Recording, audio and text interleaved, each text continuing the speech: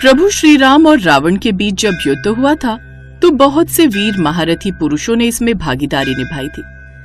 इन्हीं वीर महान योद्धाओं में रावण के महापराक्रमी पुत्र मेघनाद ने भी युद्ध में अपने पिता को पूरा सहयोग दिया था।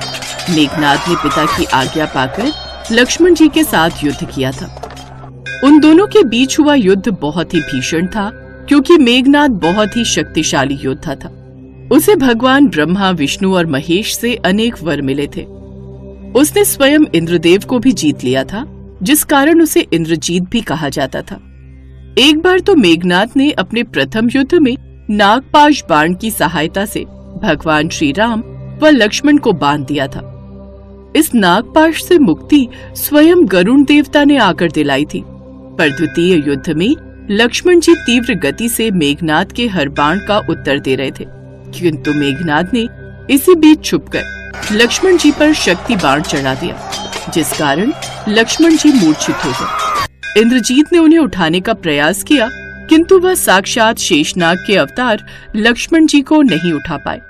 तब हनुमान जी ने इंद्रजीत पर अपनी गदा का प्रहार किया और लक्ष्मण जी के मूर्छित शरीर को लेकर वो प्रभु श्री राम के पास आ गए।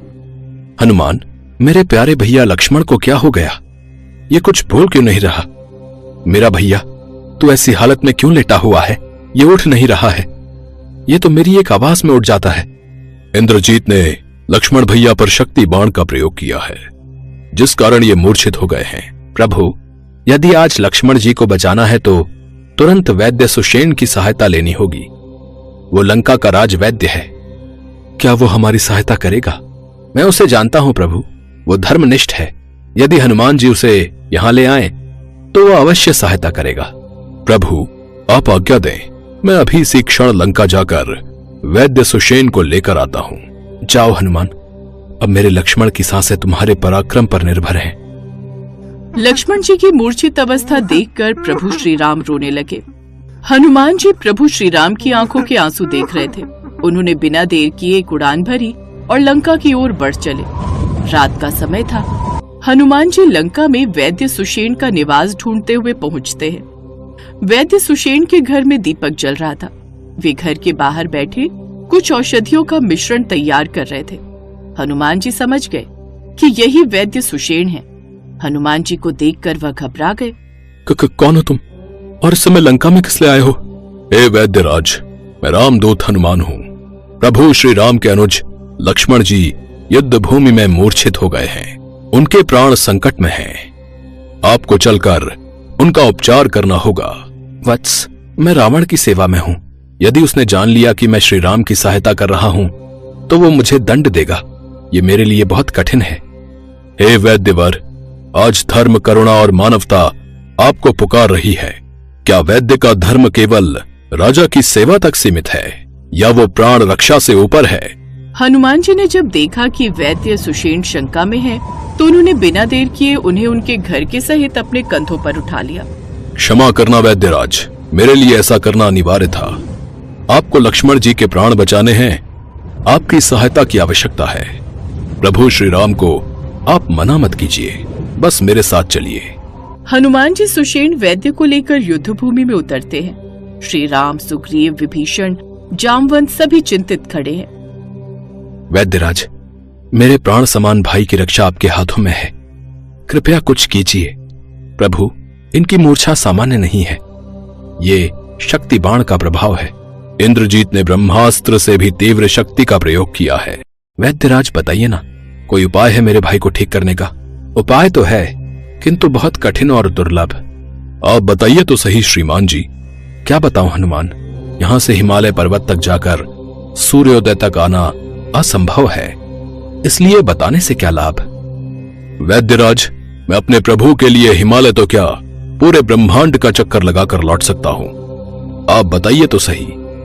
असंभव तो असंभव ही रहेगा। कहां लंका का समुद्र तट, कहां हिमालय। कौन ला सकेगा संजीवनी बूटी? प्रभु, आपका इस दास से विश्वास उठ गया। हनुमान, कैसे पृथ्वी के दूसरे छोर से आएगी वो बूटी एक रात में? प्रभु, कर्मवीर सोचते नहीं, केवल कर्मरत हो जाते हैं। आप आज्ञा तो दें। प्रभु, मुझे पूर्ण विश्वास है बजरंग इस कार्य में भी सफल होंगे। प्रभात की पहली किरण से पूर्व संजीवनी लेकर यदि मैं नहीं लौट सका तो फिर अपना ये मुख आपको कभी नहीं दिखाऊंगा प्रभु। मैं जानता हूं हनुमान, तुम कभी असफल नहीं हो सकते। जय श्री राम। प्रभु आज्ञा दीजिए। वैद्यराज, उस बूटी की पहचान तो आपने बताई नहीं। उनकी सबसे बड़ी पहचान है उनका प्रकाशमान होना। एक दिव्य ज्योति उनमें जलती रहती है। ये दिव्य औषधियां समुद्र मंथन के समय सागर से प्रकट हुई थी। उनकी शक्तियों को जानकर देवताओं ने उन्हें हिमालय में गोपनीय रखा है और स्वयं उनकी रक्षा करते हैं। उनकी आज्ञा के बिना ये औषधियां तुम्हें नहीं मिलेंगी, तुम्हारे जाते ही लोप हो जाएंगी। इसलिए उनके संरक्षक देवता से प्रार्थना करना, वो तुम्हारा हेतु धर्ममय है, ये जानकर तुम्हें अवश्य अनुमति देंगे। जो आज्ञा। इधर हनुमान जी संजीवनी बूटी लेने के लिए निकल पड़े। उधर इंद्रजीत को उसके गुप्तचरों ने इस बात की सूचना दी। हनुमान चला गया सुषेण की बताई संजीवनी बूटी लेने। हाँ महाराज, हनुमान शपथ लेकर गया है कि यदि रातों रात बूटी लेकर नहीं आएगा तो लौटकर कभी मुंह नहीं दिखाएगा। तो समझ लो हनुमान का पंख कट गया। अब वो चमगादड़ की तरह कहीं खोह में मुंह छुपाकर बैठ जाएगा।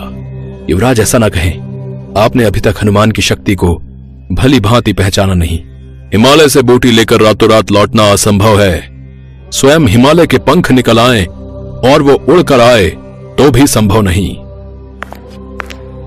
इंद्रजीत, उस चमत्कारी मरकट की शक्ति की कोई था नहीं।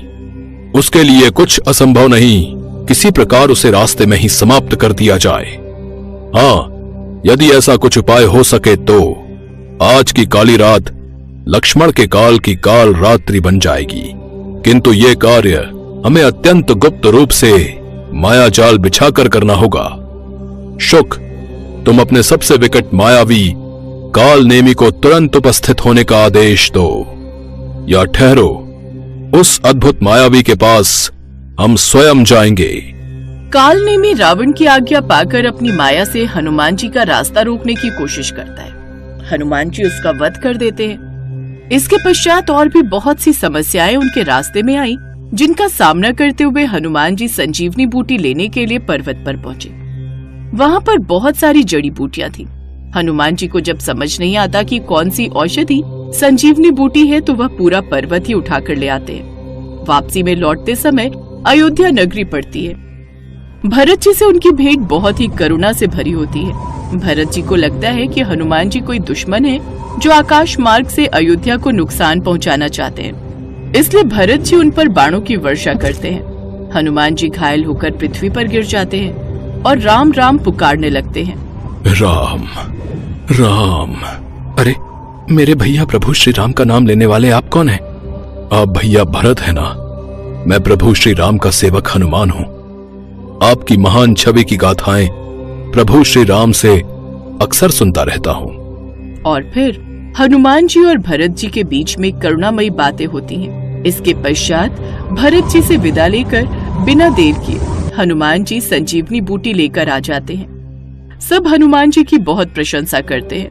हनुमान जी ने असंभव को संभव कर दिखाया और लक्ष्मण जी की जान बच गई।